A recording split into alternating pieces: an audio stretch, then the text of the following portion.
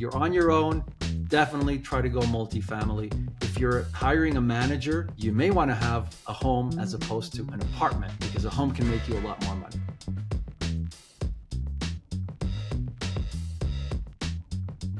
My name is Andy Newman. I am the owner and founder of Newman Hospitality.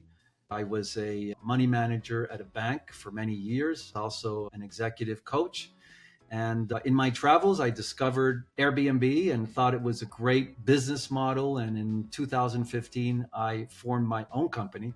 In this video, we're going to look at the decision to hire a manager for your properties or managing on your own. I would say that self-managing is appropriate for probably 10 to 20% of the homeowners. And it is for those people that are absolutely passionate about hospitality, for people that either might be retired or maybe they're students and they have plenty of time to take on everything that's involved with managing a home.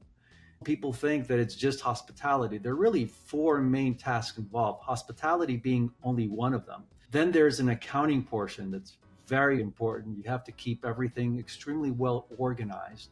There's a maintenance portion to it. And then finally, there's a marketing portion, which involves dealing with Airbnb. But if you work with others, then you have added complexity. So those are the four key components that you're going to be dealing with if you're managing on your own. You will often hear advice that you should self-manage because you're going to buy the property so much quicker. You're going to save so much money, 25% a year. Those comments are true. And at the same time, they are extremely misleading. Yes, you will save the 25% or 20% management fee, but they assume that the revenues are going to be the same, which couldn't be further from the truth. If you have a professional, experienced manager, your revenues are going to be considerably higher. A few reasons. One is they have distribution. A single operator usually will work only with Airbnb. A manager will use 3 to 5 different platforms, which leads to higher occupancy and higher rates.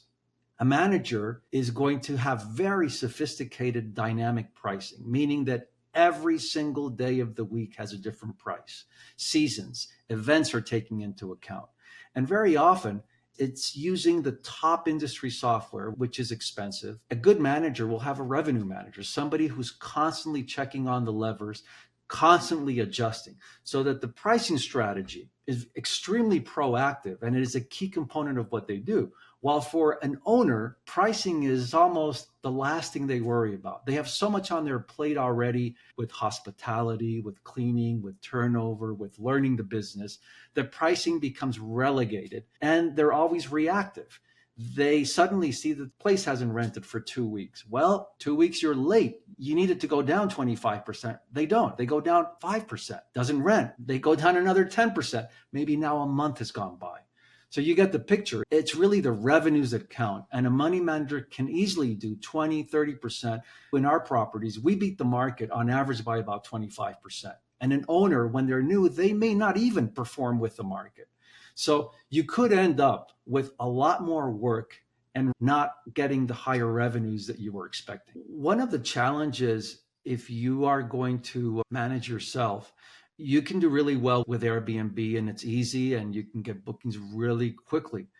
But direct bookings are one huge advantage. If you can really have a manager that emphasizes direct bookings, that's very important because direct bookings gives the control to you, the owner, and the manager, as opposed to Airbnb. When Airbnb has the control, they have many things. They have your money, they have the rules, and they will mediate between you and the guest. They also have the power to cancel a booking and refund fully to the guests. And those are all things that can adversely affect your business. So direct bookings gives you more control, but the economics is a lot more interesting. Think about it. There's about 15 to 20% out there that goes to the OTAs, the online travel agents. With a direct booking, that 20% goes to the owner and to the manager. The manager, of course, has to keep some of that because the manager spends money in getting that direct booking. But it is an essential component to be able to diversify your bookings away from just one huge company and to have more control of your business. There is one challenge with a property manager, and that is selecting the right property manager. And I say that because the business can be complex. And if a manager is not competent, the maintenance might not be up to par. Your guests may not be treated the way you expect. To make even matters worse, you may not get the revenues that you were expecting because the manager might have a way of adding charges that you weren't expecting. So you really have to do your homework to make sure that you're getting the right manager. I can tell you one easy way to do it, and one way that we have sometimes been selected as a manager is really by looking at your area. If you're going to self-manage, look at your area, or if you're going to hire a manager, look at where you operate, find other similar properties, and look at the reviews. A lot of reviews will say, oh, great location, loved it. But if there is mention consistently of the manager, that's a manager that you may want to talk to. But selecting a manager is absolutely critical. A good manager has to have several key components. First, they have to have the people in place. They have to have a really solid team. There is no way you can do a good job in this business without having at least 4 or 5 different people involved with your home, possibly on a daily or weekly level. Why? Because it has to be 24/7. Having the technology is also important. The technology for keyless entry, the technology for property management software that allows you to handle maintenance, to handle reservations, to integrate with all of these different online booking platforms without having to do it manually. So technology is important also for pricing. I remember when I was doing pricing almost individually, how difficult, how time consuming it was. And also, it wasn't really as effective as having algorithms and having softwares that will do this constant rebalancing of the prices. As your home maybe hasn't gotten booked, the price goes down automatically, and vice versa. If your home is getting booked frequently, maybe the price automatically rises.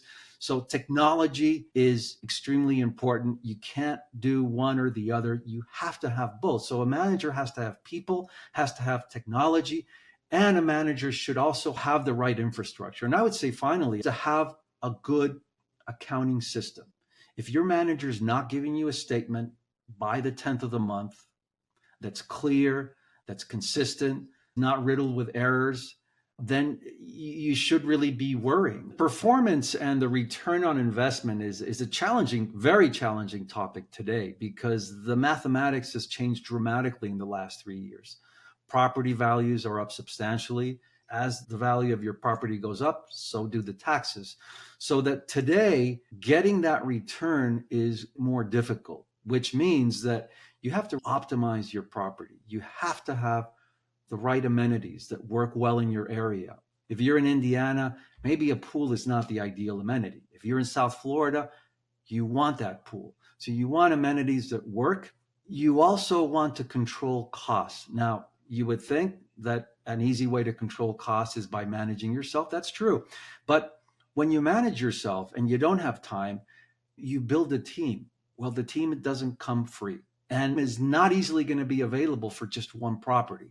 So that is not a very viable choice. If you're going to self-manage, you're going to end up doing most everything except maybe the house cleaning. But still, you're going to get the call from a cleaner that says, oh, I'm sorry, but I'm sick and I can't make it today. And maybe you might have to jump in and do it. On the return perspective, a lot of people focus on these very high profile vacation areas because the revenues can be very high, but they can be very high during a very specific time of year, during the peak season. Off peak, it's another story. Prices can go down 50, 60, 70%. And in most places, take Cape Cod, for example, your place basically shuts down after Labor Day and doesn't reopen until roughly Memorial Day. So what are you doing during those other 9 months? You have to also consider money market rates. Today, you're getting 5%. So that is a basic floor. Am I able to get that 5%? And it's not always easy. And I can tell you, there are some markets where you don't get that 5%. You don't get it in a long-term rental and you don't get it in a short-term rental. You have to begin to factor in an approach that includes cash flow, but also includes the potential for capital appreciation. And one thing that I like about a short-term rental when it's well managed, either by the owner or by the manager, is that you're in that property constantly. So you're not going to have the big surprise of a huge deferred maintenance bill. With a short-term rental, you have insurance covering you. Airbnb gives you air cover. You can have your guest pay for damage protection insurance so that it's much easier to keep the property in excellent conditions. And in fact, what we often try to do is not just keep it in excellent condition, but to constantly improve the property so that your return does not only come from the cash flow, your return is coming from capital appreciation because you are keeping your property much better than your neighbors. And one day when you come to sell your property, it's staged, it's in good condition, and you're going to get a better price. Depending on where you're operating, the experience of your property manager, like I said, your revenues are going to be much higher. But I think another really important factor is not only that your revenues are higher, but your risks are much lower sometimes when you use a manager, because there's a lot of information on compliance that individuals might not have. I just got an email from a really good friend of mine in Oregon, and he's asking me what to do because he's getting a fine from his HOA for $26,000. When we start talking to an owner, we begin the conversation with compliance. Have you looked at your HOA documents? When you don't know a lot of the nuances and the rules, it's not infrequent. Airbnb can shut your property down for a week, 2 weeks, even 6 weeks. I know another situation of an owner who did an incredible job with hospitality. And she got actually penalized for it. She forgot to leave a gift for a guest. And then when she got back home in the evening, she knocked on the door and handed him a basket. And he was not very nice and polite about it. And he complained to Airbnb that his right to private enjoyment of the property had been interrupted by the owner. This owner's property got disconnected from Airbnb for 6 weeks. Think about what that does to your return when you lose potentially 6 weeks of income. In South Florida, we have the potential for parties. And with thousands of reservations, we now have our red flag approach where if we see something suspicious, we're going to try to cancel a reservation. So we had something come in, a reservation that was only 2 nights. It was for a Friday and a Saturday. I immediately flagged it. And I sent it to someone in my team who is very good with, I call it forensics, discovery. And what he came back with for me half an hour later was that there was a picture of this home in Instagram with a countdown clock, 35 hours to start. A massive party was going to take place in this home. So we were right. You'd think that you call Airbnb and they immediately cancel the reservation. Airbnb said, we are sorry, but we can do nothing about this because we are not allowed to use someone's social media account. That is private information. And Airbnb told us that they would have to go through their process, which means parties taking place because their process is not going to take 24 hours. It's going to take a lot longer. What did we do as managers? We felt we needed to find a way to convince our guests to cancel their reservation. Entice them to cancel the reservation, kind of a carrot and a stick approach. Tell them that we know what's going to happen here and we are not going to let it happen. And by the way, we give you an escape valve. We will let you cancel this reservation and give you a full refund. We were lucky, it worked, but here's what happened next. We wanted to find out what they would do. In their Instagram, they wrote that these crazy Airbnb people had canceled their reservation. But they found another home. They had their party. Police showed up 4 times. So think about it from an owner's perspective. If that would have happened in our home, that reservation that we didn't cancel, police activity, we would have had very irritated neighbors. We probably would have been cited with 2 to 3 violations, and very likely our home would have been shut down for 6 months. Now think about it. If you're an owner, would you have really caught that reservation, an innocent weekend reservation? Most likely not. Let's say you did catch it. You call Airbnb, and Airbnb says they can do nothing. And Airbnb, by the way, not only did they say they could do nothing, they warned us. They said if you cancel the reservation, you're going to have to pay the full amount of the reservation because it's very close to check-in, and you're going to get hit with a penalty, which means we could potentially lose our superhost status. So these are the really critical nuances. There's an economic component to it that you need to consider. There's a security component that you need to consider. And there's a diversification component that you need to consider when making the decision whether to manage or to self-manage. The liability can be different. If you're working on your own and you're just using Airbnb, I have to say Airbnb does a good job with coverage. We have had very few situations given the amount of reservations that we've had, and they've happened rather recently. And I'm very happy with the response from Airbnb. They have basically taken over and their insurance company has dealt with it. Now, what's different with the manager is that we don't just settle with Airbnb protection. We have our guests usually pay for property damage and liability insurance. And what we buy is a real insurance policy so that if Airbnb doesn't come through, we can use that too. There is another risk from the liability standpoint that frankly shocked me when I first started in this business. And that risk is called chargebacks. If you're doing a direct booking, you are responsible for verifying. The verification process can be complex. We had somebody very recently, an attorney, well educated, high income, stayed in our place. He clogged up all our sinks and complained about it. And then he did a chargeback. What does that mean? He called his credit card company, American Express, and he said, "Oh, I didn't get what I was expected to refund me." Shockingly, they did. We had to fight for an entire month, give them all kinds of proof. Fortunately, we had done all our verification was complete and we were able to win the case. But it took resources, it took time, and it took knowledge. So that is a risk that you have when you're working on your own and you have to take a credit card payment. Time is a really interesting component. People don't consider time. And worse yet, they don't give value to their time. The time that you spend on your property management company should be translated into dollars.